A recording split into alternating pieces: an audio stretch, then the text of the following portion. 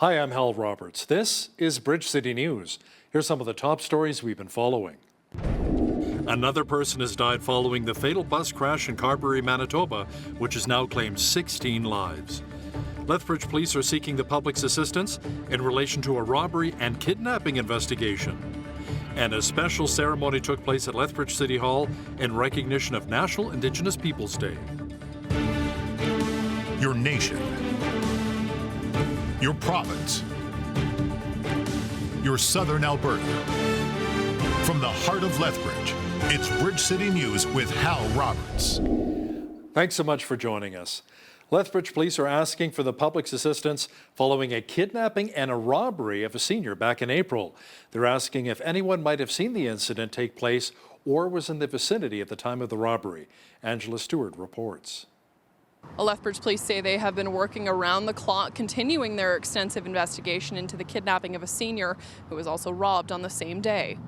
Police say on April 23rd, they responded to reports of a break-and-enter along the 2000 block of South Parkside Drive South. It's believed a 72-year-old female reported that an unknown male identified himself as a police officer. He then made his way into her home and then demanded cash. When the cash was not immediately provided, the victim was kidnapped by the male, forced to drive to a bank along the 600 block of Mary McGrath Drive South, and withdraw money. Police did not specify how much money was taken, but say the victim was taken back to her home unharmed. The male fled from the victim's residence in an unknown direction. He is described as approximately 5'9", average or muscular build, in his late 20s or early 30s, wearing all black clothing, including gloves and face covering. When asked about the severity of the subject revealing himself as a police officer, Sergeant Christos says it came as a surprise to them. Seniors typically trust the police and the public in general. When people go to the distance of doing that, that's exactly their goal, is to establish trust. So it is rare when that does happen, but it does surface. As for the victim, Christos says she is emotionally traumatized by the incident, but supports are in place for her. If you can appreciate, if this was your mother or grandmother who experienced something like this, what they would be dealing with, as well as the police, we are also surprised at this, and we are going to investigate this until it is solved. Well, the investigation is ongoing and officials continue to chase down any possible leads. LPS also adds that they currently don't have anyone in custody. For Bridge City News, I'm Angela Stewart. Another person has died following the fatal bus crash near Carberry, Manitoba. RCMP say a woman who had been in hospital since the crash on June 15th died from her injuries on Tuesday. Police say there now have been 16 deaths in total related to the crash. According to Shared Health Manitoba, 9 people remain in hospital, 4 of which are currently receiving critical care. Police say dashcam footage showed the bus was crossing the Trans-Canada Highway when it went into the path of the truck.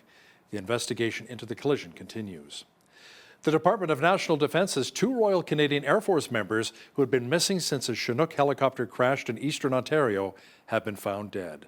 The pair was found late Tuesday evening after an extensive search of the Ottawa River near Petawawa, which is located around 160 kilometers northwest of Ottawa. Military officials say they will not be releasing the names of the members who were killed out of respect for their families. This incident is a painful reminder that members of the Canadian Armed Forces undertake great risk to defend Canada, whether in combat or in training, and we owe them our deepest gratitude. The 2 other members in the helicopter were taken to Pembroke Hospital and were later released to the care of Canadian Armed Forces personnel in accordance with post-accident protocols. Both were treated for minor physical injuries, and they are being offered support at this time. RCMP on Vancouver Island say 2 people died following the crash of a small plane northwest of Tofino. The BC Ambulance Service says 2 others were also injured. A spokesperson for the Joint Rescue Coordination Centre confirms the single-engine Quest Kodiak 100 went down Tuesday afternoon near Nootka Island. A statement from BC Emergency Health Services says the 2 injured patients were airlifted from the scene by military rescuers and transferred to paramedics in Comox. Mounties say the plane was flying from Masset on Haida Gwaii to Tofino. A member of the British Royal Navy, French ROV specialists, and a host of ships have joined in the search for the missing Titanic submersible off the Atlantic coast. The U.S. Coast Guard says the search area is expanded by quite a bit across a surface area of 2 times the size of Connecticut and around 2.5 miles deep. The 22-foot submersible was carrying 5 people in a dive to the wreckage of the side of the Titanic when it lost contact with the support ship on Sunday. Documents show an OceanGate employee warned of safety problems posed by the way the experimental vessel was developed. Leaders in the submersible craft industry told the company its approach to the enterprise could have a catastrophic outcome. Well, it's been a real rodeo. That's according to the mayor of Yellowhead County in west central Alberta. Wade Williams said in an online post that residents have been dealing with wildfires, rain, and snow all within the same month. He says residents have been praying for rain to douse the wildfires, but now they're asking for help for the rain to finally stop. We go from wildfires burning and we're praying for water to now asking the water to shut off. And so this morning it has quit raining and there's little bits of sunshine, so that's a good thing. So hopefully the water levels won't continue to rise much more than they have. Yeah, it's been a real rodeo here, from the fires to the rain and then to the snow up there that took out the power line to one of the hamlets, Catamount, on the west end. I do want to remind people, though, that these wildfires are not out. We've got a little bit of a reprieve right now. Just a couple of nights ago, we had significant amounts of rain, and 2 of them fires flared up at night when the wind came up. So them are not out yet. Those are not sleeping as we speak. Well, the coulees around the city of Lethbridge are looking fairly green thanks to some of the moisture we've received, but it's been cooler. I mean, the average time for this time of year is around 22 degrees. We didn't quite reach that for the first official day of summer. Jeanette Rocher is now with the chat about the summer solstice. Now, Jeanette, for those who may not know, what exactly is the summer solstice all about? Well, Hal, summer solstice marks the first day of summer, like you said, and it's also the longest day of the year. But contrary to popular belief, the solstice is an exact moment and not the entire day. The summer solstice actually took place at precisely 10:58 a.m. Eastern Time or 8:58 a.m. Mountain Time, which is where we are. And it marks the exact point the North Pole and Northern Hemisphere are pointing directly towards the sun, which is why we have the highest number of daylight hours, which, by the way, is 16 hours and 20 minutes here in southern Alberta. Now, those numbers will vary depending on where you are in the Northern Hemisphere. And as a side note, today, the Southern Hemisphere is experiencing their winter solstice because the South Pole is at its furthest position from the sun. So there you go, some interesting facts about the solstice, and I will be back later in the show to give you a peek at the 7-day and national forecast. Thanks so much, Jeanette. Learn something new every day. Prime Minister Justin Trudeau raised a flag in Parliament Hill earlier today to honor Indigenous people who were forced to attend residential schools. Andrew Carrier, a Catholic Days school survivor who now sits on the National Centre for Truth and Reconciliation's governing circle, said the flag raising signifies the ongoing commitment of survivors to expose the truth about what happened in the system. The sadness about this is that the children's parents never knew whatever happened to their children. They were taken away. And if they did not die in the residential and day schools, they were bussed out to and adopted out without the parents knowing. So these are the truth that we're faced here today. And it's incredible that we are finally being heard and that our truth are being recognized. You're actually hearing from survivors of residential schools, people that aren't career politicians, and it's also it's reflecting the power dynamic shift in making sure that those voices are lifted up and heard by the highest authorities in the land, whether it's the Governor General or the Prime Minister or ministers. And I think that's important for the dialogue that people are seeing today. You're not hearing these pre-baked speeches with platitudes in them. You're hearing some really heartfelt testimony that is frankly hard to hear for the government and hard for Canadians to hear. The city of Lethbridge celebrated National Indigenous Peoples Day on Wednesday. Indigenous and non-Indigenous alike joined forces to shine a light on the important event. Kirby Smith, one of the directors of the Blackfoot Confederacy Tribal Council, explained what this day really meant for him.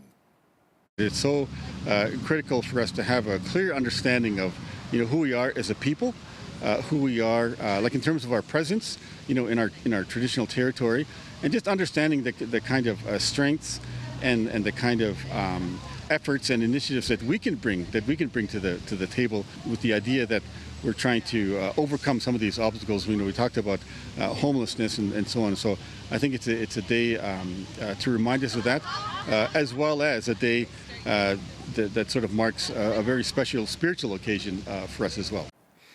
Echo Novak, the Indigenous Relations Specialist with the City of Lethbridge, says this day is all about coming together as a community. We always hear about the tragedies, and we hear about all the grief that is in our community. And today is really about learning about our culture, about celebrating our culture, celebrating the diverse different nations that live in Lethbridge, and it really puts a focus on what we like to do, and that's coming together as a community and laughing and celebrating. Earlier on Wednesday, Lethbridge College helped raise a teepee in Galt Gardens in honor of National Indigenous Peoples Day. Fort Whoop Up held a smudging ceremony on Wednesday afternoon in part of the National Indigenous Peoples Day, which also coincided with the launch of their season. Many people gathered down at the grounds for the ceremony and took part in some of the events happening today. Now, Connor Kenny, the Fort Whoop Up site coordinator, says it's important to have these events and recognize all Indigenous stories. One of the most important things is, especially because we were able to get some elders on hand as well as some Indigenous food makers, is just reminding people that it's not just in a historical context that we reside on the traditional territory of the Niitsitapi people, and that they are still making new stories and creating new things, and just in trying to involve them as much as possible to use our platform here at the Fort Whoop Up to amplify those voices. By the way, Fort Whoop Up will remain open until the beginning of September. Well, it all began as a dream for Indigenous runner Johnny Bear Shinbone, and now he's been joined by a group of people who are running across Canada for a great cause. They're participating in an event called Nappy's Run, which is a relay race running initiative. Nappy in Blackfoot means creator, who's credited with the creation of the world. The group left St. John's, Newfoundland on April the 12th and just passed through Bassano, Alberta. They're hoping to make it all the way to Victoria, BC by July 5th, which would be Bear Shinbone's 65th birthday. Now, we caught up with the organizers virtually to talk to them about their long trek across the country. Bear Shinbone says the running journey is meant to raise awareness for missing and murdered Indigenous women and men. Just to commemorate them and how it affects the whole family, how it hurts the whole family, and just the awareness. And not only that, opioid crisis out there too, and it's right across Canada too, and how education, Native, our way, and, the Caucasian way, that's really important about that. Ramona Bighead, one of the runners, says she's taking part in honor of a relative who was murdered in the past. The impetus for all of this was looking at my sister who lost her boy.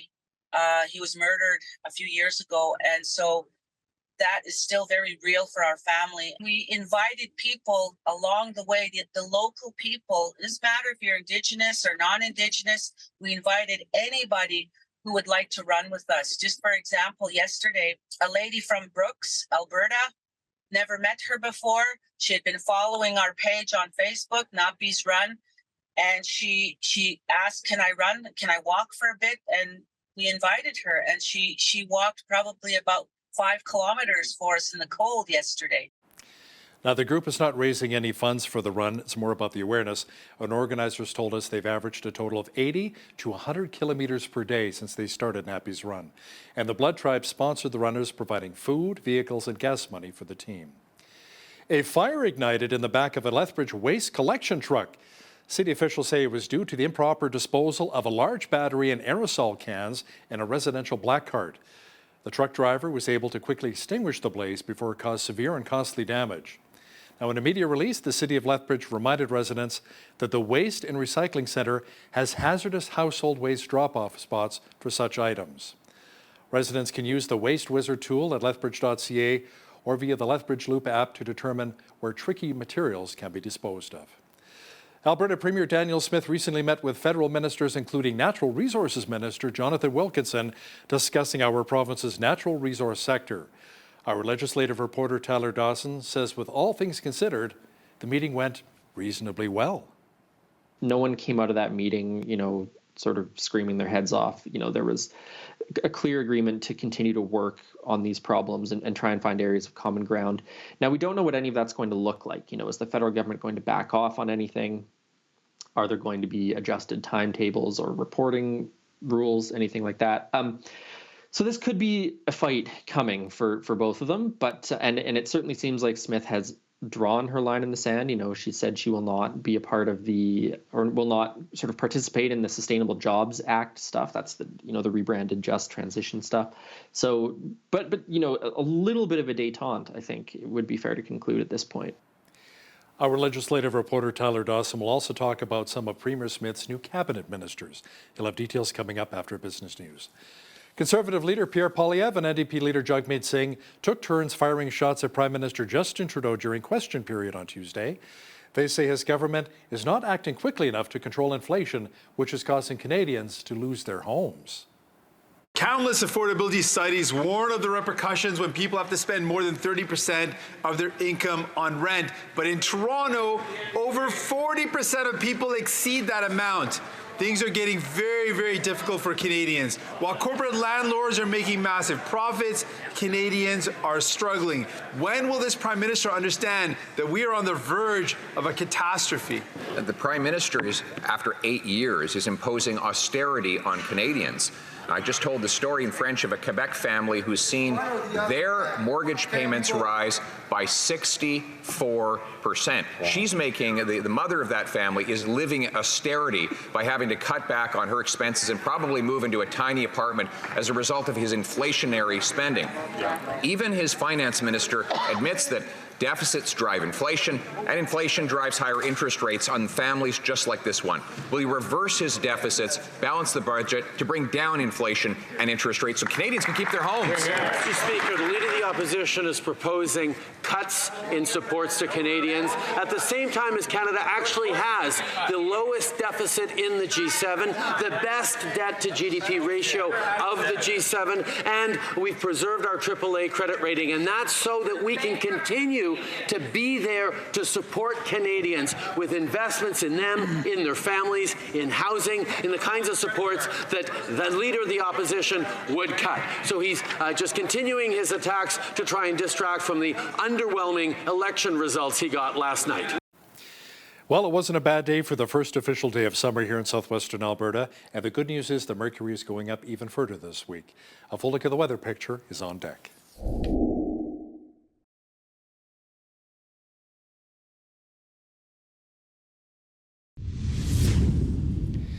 It may have been the first official day of summer, but check out what they're experiencing in the mountains right now.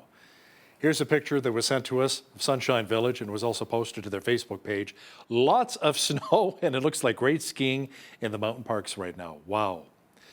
No snow here in southwestern Alberta, just lots of sunshine mixed with clouds. Jeanette Rocher is in now with a full look at the weather forecast. Jeanette, the nice thing about summer solstice is that it's the longest day of the year, so if you want to have a barbecue at 9:30 p.m., no problem. Oh, I just love those long days, how it makes you feel like you have so much more of an evening after a long day at work, for sure. Now, as we look to this week, we are still seeing a slight chance of showers this evening with the risk of a thunderstorm. But as we get into Thursday, that's when things are going to clear up and they're going to stay fairly clear over the next few days. They're 22 for a high on Thursday, high of 23 expected on Friday. Saturday, same thing, high of 23 with partly cloudy skies. And then into Sunday, that's when we could see a chance of showers again developing later on Sunday. Sunday evening more into Monday, high of 24 and 23 for those 2 days. And then finishing out our 7-day forecast on Tuesday with a high of 23 and partly cloudy skies. So for the most part, we're hovering around that average high for this time of year, which is 23. Average low is 9 degrees. 33 was our high temperature on this day back in 1970. And in 1996, it was the coldest, which was only 3 degrees. Very cold for the first day of summer, I would say. 5:23, that's when the sun rose this morning. Our sunset this evening at 9:43 p.m. Like I said earlier, 16 hours and 20 minutes of daylight, giving us the longest amount of daylight for the entire year. Okay, a sunny one on the west coast tomorrow. Victoria looking at a high of 23. Some fog patches, though, in the Juan de Fuca Strait along with 30K winds. 21 for a high in Vancouver. Mainly sunny skies. We could see some fog patches, though, in those low-lying areas, particularly in the morning. Into Alberta, we're looking at a high of 22 for Edmonton. Mainly sunny skies. And clear skies expected tomorrow as well in Calgary with a high of 19 degrees. As we look to the rest of the prairies, we're also seeing mainly clearer skies in most of these areas. 23 for a high in both Saskatoon and Regina, 24 for a high in Winnipeg. Winnipeg looking at a 60% chance of showers. As we get to the central part of the country, we are seeing some very warm and humid conditions. Humidex sitting at 31, 32, 33 for all of these areas here. Toronto high 25, 28 for a high in Ottawa. And Montreal looking at a high of 29 degrees for tomorrow with mainly sunny skies. Same thing, going to be fairly warm, especially in Fredericton. They're looking at a high of 30 degrees, 33 for that humidex. Going to be a hot, humid one there. Sunshine, same thing for Halifax, hot and sunny, 28 for a high. If you want a little bit of a reprieve, though, go to the coast near the water. It's going to be only 20, 26 for a high expected tomorrow in Charlottetown, and a high of 22 degrees in St. John's, Newfoundland, with partly cloudy skies, looking at 20, 40K winds, and then lightening up by noon. So there you have it. That is your forecast. The U.S. Federal Trade Commission has launched a lawsuit against Amazon. The FTC is accusing Amazon of using deceptive means to get customers to sign up for its Prime program and then making it very difficult to cancel the subscription. Prime launched in 2005 and has more than 200 million members around the world. Bakery giant Canada Bread has been fined $50 million after pleading guilty to a price-fixing scheme that inflated the price of bread in Canada for many years. It's the highest price-fixing fine ever imposed by a Canadian court. The settlement is a significant milestone in the Competition Bureau of Canada's investigation into alleged bread price fixing in Canada. It comes as record food prices fuel consumer discontent with Canada's food industry and create a distrust of grocers. Now, here's a look at today's markets. The TSX was down 48 points on the day to finish at 19,705. The Dow was down 102 points to 33,951. The S&P 500 was down 23 on the day to 4365, and the Nasdaq was down 165 points to 13,502. West Texas Intermediate Oil was up $1.34 to $72.53 US per barrel. Natural gas was up a dime to $2.60 US. Gold was down a cent to $19.3254 US an ounce, and silver was even on the day at $22.64 US an ounce. Feed wheat is at $11.45 per bushel, barley's at $9.20, canola's at $17.10, and corn is at $10.77 per bushel. Live cattle were up 13 cents to $177.25. Feeder cattle August contract was down $4.43 to $227.73, and lean hogs July contract was down $1.10 to $94.75. The Canadian dollar was down slightly over the past 24 hours to $75.95 US.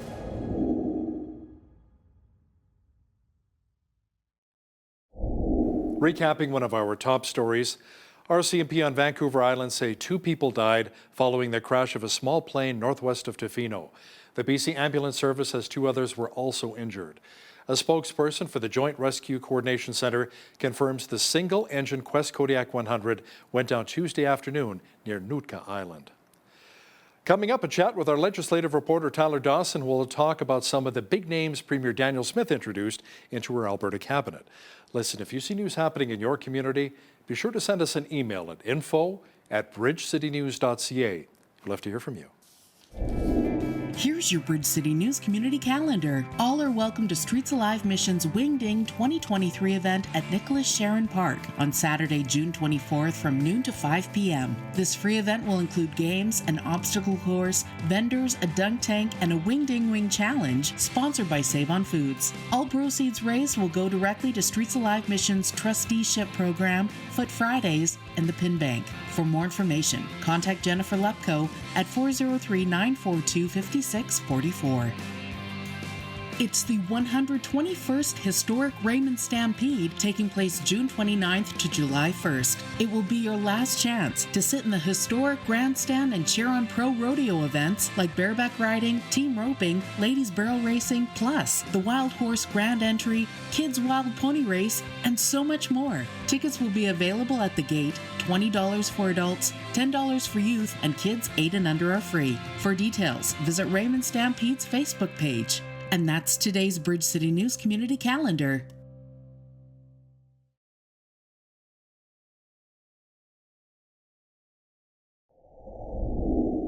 Alberta Premier Daniel Smith picked her new cabinet. It's a bit smaller than before, and some changed portfolios, including Lethbridge East MLA Nathan Neudorf, who was Infrastructure Minister and Deputy Premier, and is now Minister of Affordability and Utilities, along with being the Vice Chair of the Treasury Board. Now, to chat about some of the changes to Premier Smith's cabinet is our legislative reporter Tyler Dawson, who's also the Alberta correspondent for the National Post. And Tyler joins us once again from Edmonton. Tyler, let's talk about some of the other big names in Smith's cabinet, including Adriana LaGrange, who moves from education to health, and Nate Horner, who takes over from Travis Taves, who left the public life. Yeah, I mean, the main sort of thing going into this cabinet selection was the fact that Smith had lost like 6 cabinet ministers. Travis Taves hadn't run again. Tyler Shandro, the justice minister, had lost his seat. There were some choices she was going to make sure that she had someone in every role. And as you mentioned, this is a slightly smaller cabinet, down from 27 ministers to 25 ministers. But, I think if I recall rightly, Rachel Notley's 2015 cabinet was like 12 people.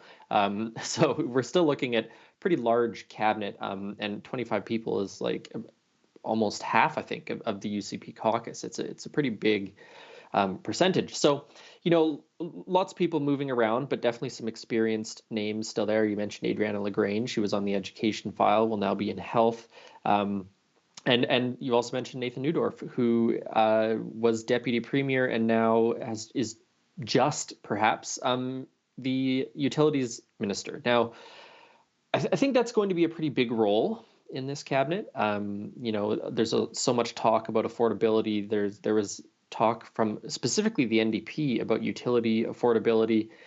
So I do think that's actually going to be quite a busy file. The question maybe is what can and what will the government actually do to address those challenges?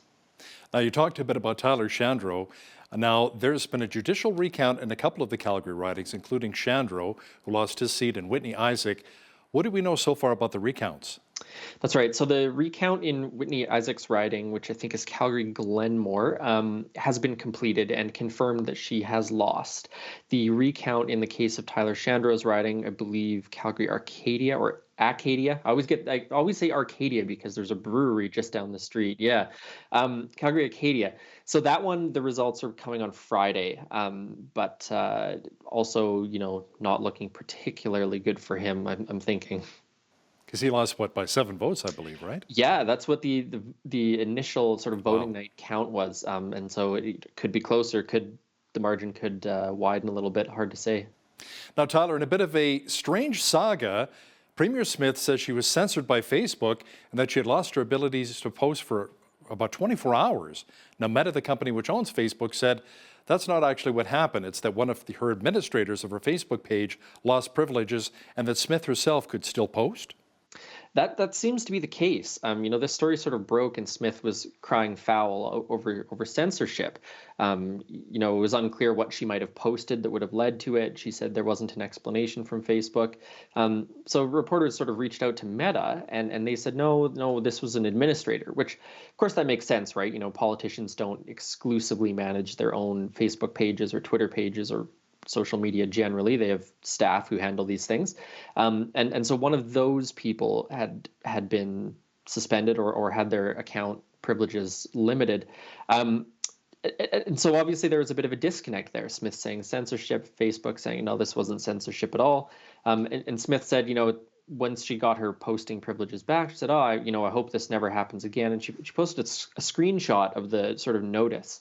And it said that there was a security issue identified with one of the administrators. So very weird little quirk in the early days of Smith's premiership.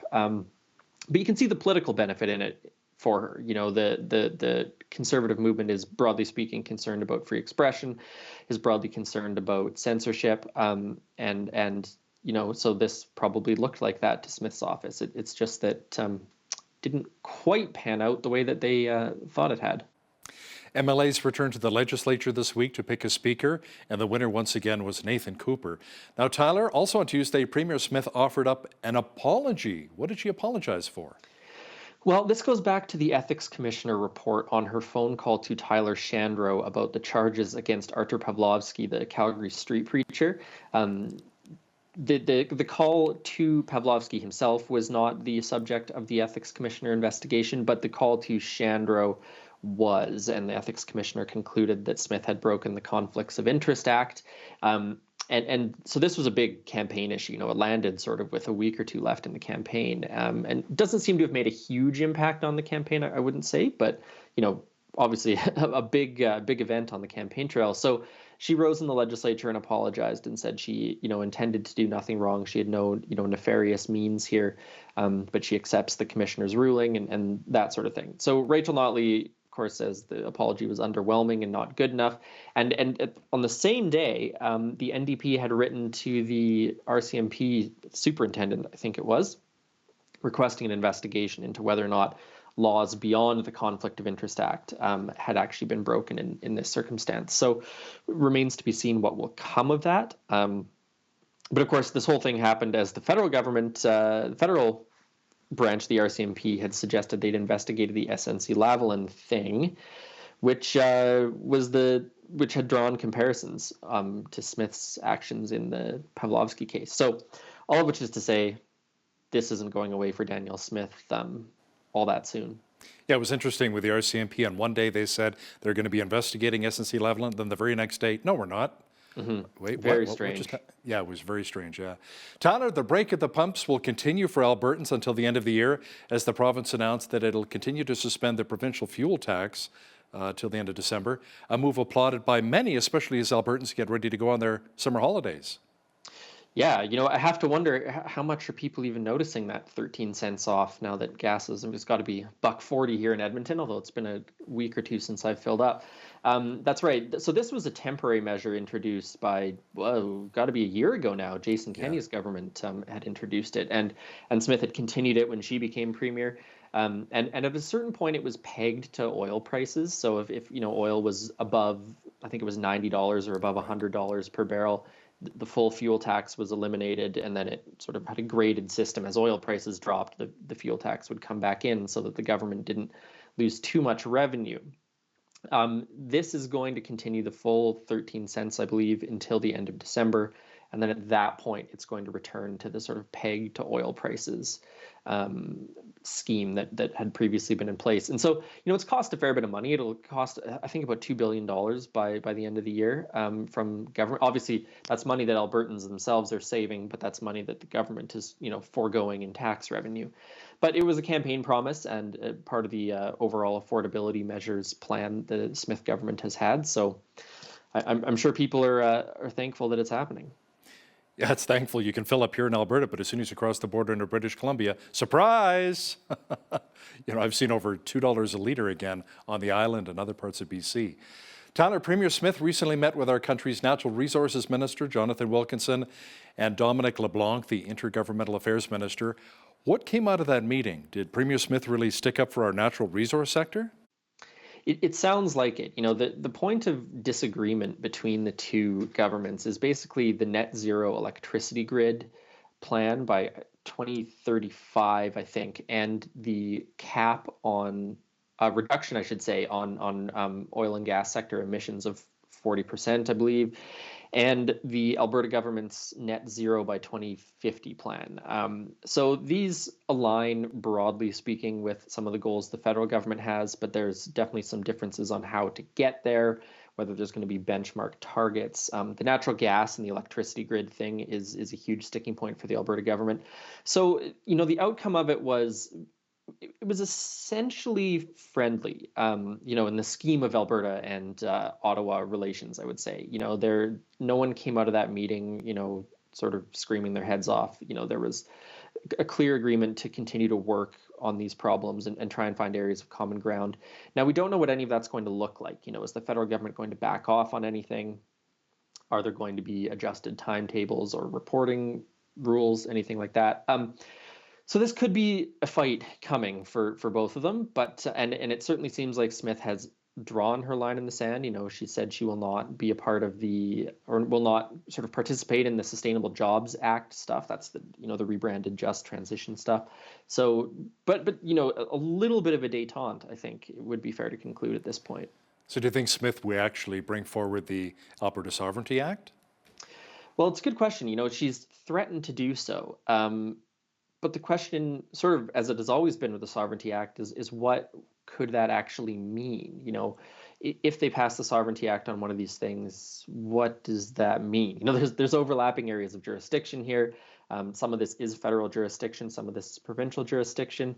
So it's not totally clear to me, and I'm not sure it's totally clear to anyone else either, what exactly, practically speaking, using the Sovereignty Act would mean. But I think it's a possibility for sure, although, I can imagine those debates in the legislature and the response from the federal government would be pretty intense. So, Tyler, in your opinion and what you've seen so far, what will Alberta's relationship be like moving forward with the Trudeau government? Smith has been quite critical of Ottawa in the past. She has. It's a weird situation, right? Because Jason Kenney was ousted not just because of his response to COVID, although I think in large part due to that, but also because the sort of UCP party membership, the party faithful, felt that he'd been too soft on Ottawa. And Kenney was fairly bullish on Ottawa. You had the Fair Deal panel, you had various lawsuits, you had the equalization referendum. And so it's very clear, I think, that the party's base wants a more aggressive stance towards Ottawa. Whether that is what Albertans writ large want, I think, is a little bit of a different question.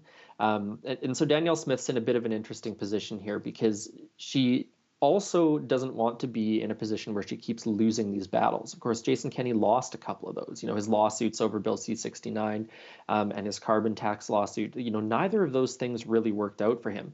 So she's in a weird spot, right? She can really push and have an aggressive adversarial relationship with the federal government, which may not work, or she could have a conciliatory relationship with the federal government, which also may not work. Or they both might work, I suppose. So, I think she's got the interests of Albertans, the interests of the party. She's got the question of whether or not she actually wants to get anything done, or if she wants to just have the fight for politics' sake. In the early days, I don't know if it's totally clear. Before this meeting with Wilkinson and LeBlanc, she took a very firm line. And then sort of when everyone came out of the meeting on Monday, everyone sort of had nice things to say. So maybe this is just politics. We don't totally know what it looked like behind the doors. But it's almost too early to tell. But I certainly think that that's going to be a big part of what she's thinking about in her time as Premier in the next few months. Alberta's opposition leader, Rachel Notley, says she's sticking around. She did say, however, that she's going to take some time to evaluate her space within the party. So does that mean she could potentially step down as NDP leader? It's possible. She said on election night she was going to stick around. She said when she held the sort of briefing on the NDP's sort of post-mortem that she was going to stick around, but she was going to, think about it. And, we've talked about this before, and I've said in some ways the NDP has become the Rachel Notley party, and she's one of their strongest assets. But at a certain point, maybe she wants to retire. Maybe she wants to move on to other things. Maybe the party feels that someone like David Shepherd maybe is a viable alternative as leader. So I think, at this point, I think I can see it going either way. She's without a doubt an effective opposition leader. This is the largest opposition in Alberta's history. She's considering she lost the election, she's in a pretty good spot. So it's hard to see her leaving, but, people do change their minds on these things. I mean, yeah, they lost the election, but they still picked up quite a bit of seats. This is what Alberta's strongest official opposition party in a very long time, right? How about somebody like Shannon Phillips? I mean, she's a very strong candidate here in Lethbridge West. Maybe she could potentially take over as leader. Yeah, Shannon Phillips would be an option. Sarah Hoffman is a name that comes up every once in a while as someone who could replace Rachel Notley. I think they do have some options there, but the question would be, how do you rebrand a little bit over the next few years if you're going to choose a new leader? But you're right. This is a really powerful official opposition. Of course, it doesn't matter, right? It's still a majority government. So legislation can still go through, but they've got real potential in terms of the bully pulpit, in terms of committee work, that sort of thing. So who knows? I think, also, I think for Rachel Notley and the opposition NDP, I mean, this is going to be a fun time to be in opposition. Being in opposition is way more fun than being in government, which Jason Kenney's people found out the hard way when all these people who'd been in opposition for 4 years with the Notley government suddenly had to behave themselves. How about some of the other parties? Are they going to potentially retool, like the Alberta Party and the Alberta Liberal Party? Because they really didn't do very much at all this last provincial election. No, and they lost a lot of ground too. In the 2019 election, the Alberta Party had something like 170,000 votes, and in this election they had 15,000, something like that. Wow. So it's really hard to say. I mean, they're pretty much defunct at this point, I think, unless you see a major electoral collapse of the NDP. I don't see them having much life. The other alternative scenario is that in 4 years' time, the NDP wins an election, the UCP loses, and then you have a little bit more space for some of these parties to sort of come back. But, for the time, I mean, the Liberal Party barely could even find someone to be the leader. So, I think we are, for the foreseeable future, a two-party state. Kind of like the United States right now, that's it. He's our legislative reporter and the Alberta correspondent with the National Post, Tyler Dawson. Thanks so much for joining us today from Edmonton. Thanks, Hal.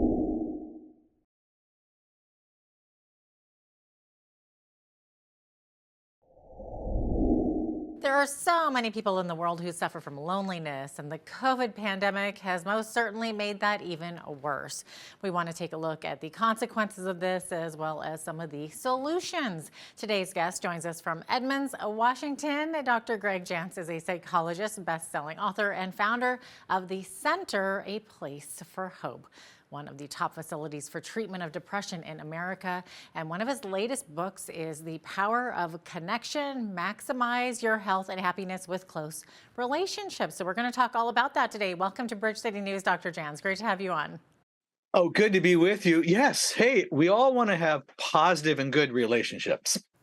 We absolutely do. So how common is the issue of isolation and loneliness in North America? Well, in North America, what we know is pandemic and the last, let's say, 3.5 years, there's been a sense of disconnection. Oh, yes, we were in social media. We were online like more than ever before. We kind of digitized our brains because of overuse of technology. But here's what we're finding. Across North America, one of the things that we're finding is the report of loneliness. And numbers, most surveys show 60+% of folks report feeling more lonely. So we thought we were connected, but actually the reports are we're more lonely. Yeah, that's incredible because like you were saying, we were kind of in that day and age with the pandemic, of course, came that reliance more and more and more on connecting online through Zoom and other tools, and even connecting with work, right? With work meetings. That's kind of how the world worked. But did this overdependence on social networking or technology help or actually hinder our relationships?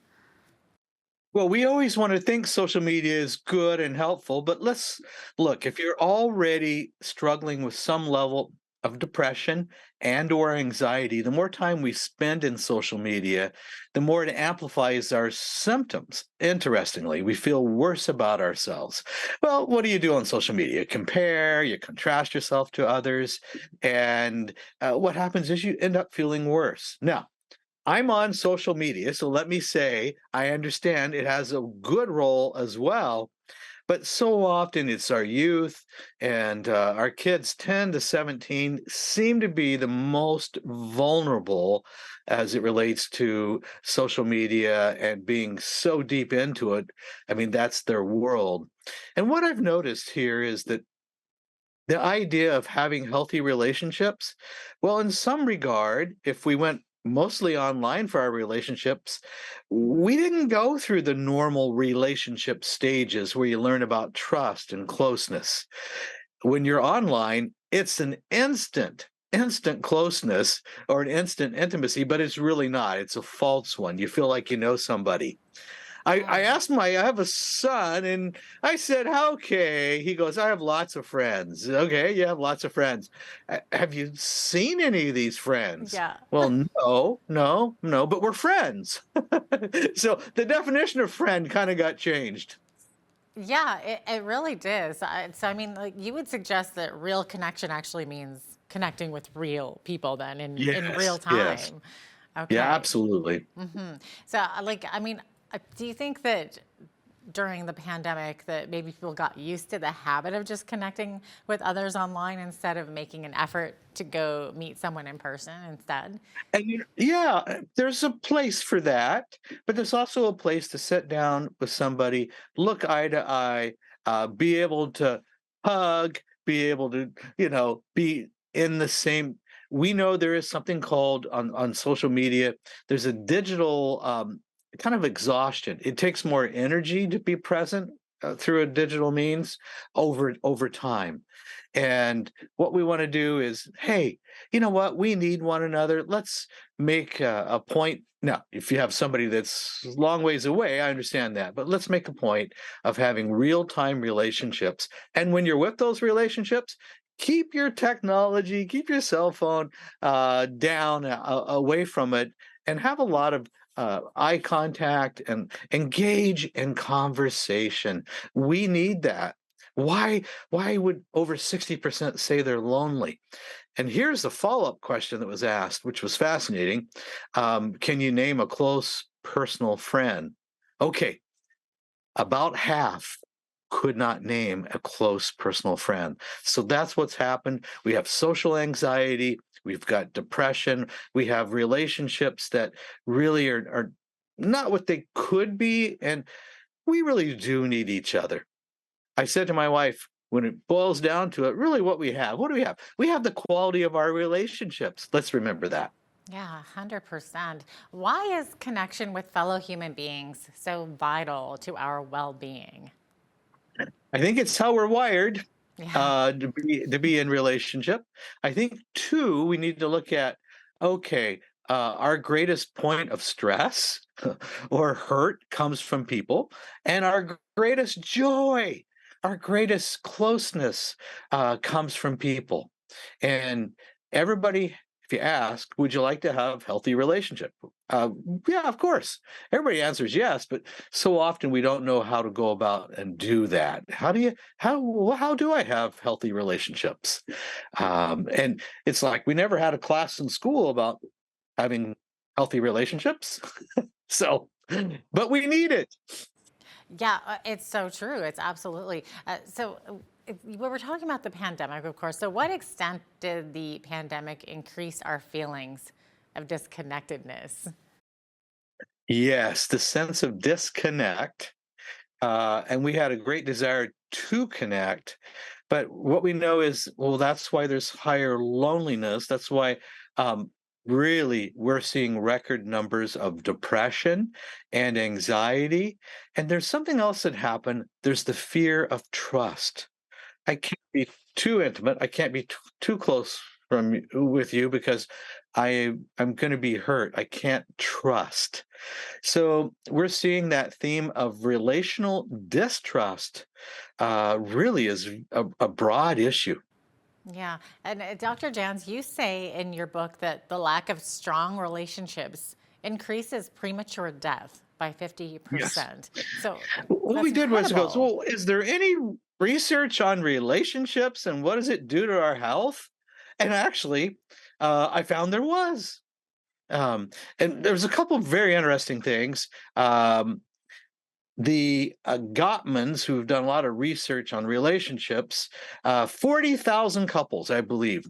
That's a lot of research. And the two words that they found that were the most important, that seemed to keep people together irregardless, was the word, it's 8 letters, it's 2 words, the words thank you. When we showed gratitude in our relationships, it was a bonding ingredient that kept us together. And so I think gratitude is huge. in our relationships? What does it really mean to have empathy and care and compassion for another person? There's time, we all have a tough time. We all take a turn with something, and we need one another to really strengthen us through that. So the gratitude of relationships is pretty powerful. So research shows those that report having healthier or more close relationships do tend to score higher on social satisfaction. In other words, my relationship socially, and fewer physical complaints. Well, that's interesting. The more healthy relationships I have, the more I have fewer aches and pains. So That's incredible. yeah, so it is important. Yeah. What are some of the negative effects of loneliness? Sure. We can fall into bitterness. We can fall into resentment. If we've been hurt in a relationship, it's easy to kind of pull away and we keep distance from people. The more we keep distance, the more we're going to feel lonely. And the more we feel lonely, the more we can set ourselves up for depression and anxiety and social anxiety. So isolation, there's nothing about isolation that we can find that's healthy. Now, that's different than we all need a little time to ourselves occasionally, but isolation is a pattern of living that pulls me out of relationship. I tend to be more depressed. I tend to be more anxious. And here's a third one to look at. I tend, if I'm isolated, to fall into addictive behaviors. It could be with food, misuse of prescription drugs, could be with alcohol, but that's a pattern. Oh, 100%. Okay, now, Greg, you talk about the quality of relationships. So what is it that makes a relationship worthwhile? What are these qualities? Well, there's one thing we all think of, and that's trust. Second to trust would be, can I really trust you and be vulnerable with my emotions? Can I really be truthful and say, I've really been having a hard time? And you're really able to share both struggling emotions, and can I really share joy? So that's a key. The ability to trust another person with your emotions, that emotional health. Where you don't feel judgment, where you don't feel corrected, where a person doesn't say, well, how could you possibly feel that way? Where you don't feel attacked. So that's a key. Also, we know that it's important to have time together. Time. Okay. And that's preferably real time together. And that's also one of the love languages as well. It's time spent, isn't it? Yeah, that's right. No, I can totally see that. Time spent, and that could be more important. Some people less time, but if you're going to be in a relationship, there has to be time together. And oftentimes we want to spend it in what we call bonding activities, things that bring us together. Could be as simple as a walk or some activity that brings you together. We have to be careful because what's bonding or fun for one person may not be for the other, but you've got to have mutual bonding activities, shared experiences. You also write about 5 keys to connection. Can you share with us some of these? Well, one I like to talk about is the bonding activities, but a key to connection obviously requires time, but it is somebody that we're building trust with, and trust is something that's earned over time. Online, we pretend and trust is instant. It's like, oh yeah, they're my best friend, but they're really not. You don't have a relationship with them. Did you say intimate? I like that. Yeah. Yeah. Because it's not a real thing. It's not. Yeah. So we look at, okay, what are things that we really have to do? Well, sometimes we have to push ourselves. Sometimes it's go, I just rather stay home and be online or whatever. Right. I've got to push myself initially to engage. I've got to put myself in groups or settings where I can begin to experience people, get to know them. Here's what I truly do this. I want to meet somebody new every day. I want to meet somebody new every day in some way. That's a good goal. Yeah. So I'm reminded every day, one person a day. So that's my motto. And that could, and there's great surprises. So I'm just amazed at really how I believe God just brings people into your life, and you're amazed at who you meet. Yeah, no, it's really true. You know, Dr. Jens, I've noticed over the past several years, it seems like younger people in their 20s and teens, it seems like more and more young people are suffering from anxiety and depression, and it's so sad to see. Do you think it's a social media thing? What do you think is contributing to this? We know it contributed greatly, or does. We also know that kids 10 to 17, there's a lot less physical movement, a lot less exercise. We know that addiction is dropping to younger rates. The average, it's difficult to say, but the average age to exposure to pornography on the internet is about age 9. And so there's a lot of things that are stealing our kids' minds, if you will, early on. There is such thing as a digital addiction. I've seen people who get sweaty, their heart rate goes up, they get irritable when they can't get to their digital fix. So those kinds of things are real. We're going to see more of it in the coming days. We know that our young people are more addiction prone, they're more impulsive. We see with the advent of this whole thing of AI, artificial intelligence, and how kids are using that. You know, it's changing lives for our young people. A high schooler that can give certain parameters and have a device write a school paper. What? So there's more ways to be dishonest and that are available out there. That's a really good point. We are out of time, but thanks so much for being with us today, Greg. So great to have you on again. It's good to be with you. Thank you for having me. Dr. Greg Jans is the author of The Power of Connection, available at aplaceofhope.com. I'm Jeanette Roche on behalf of all of us here at Bridge City News. Thanks so much for watching.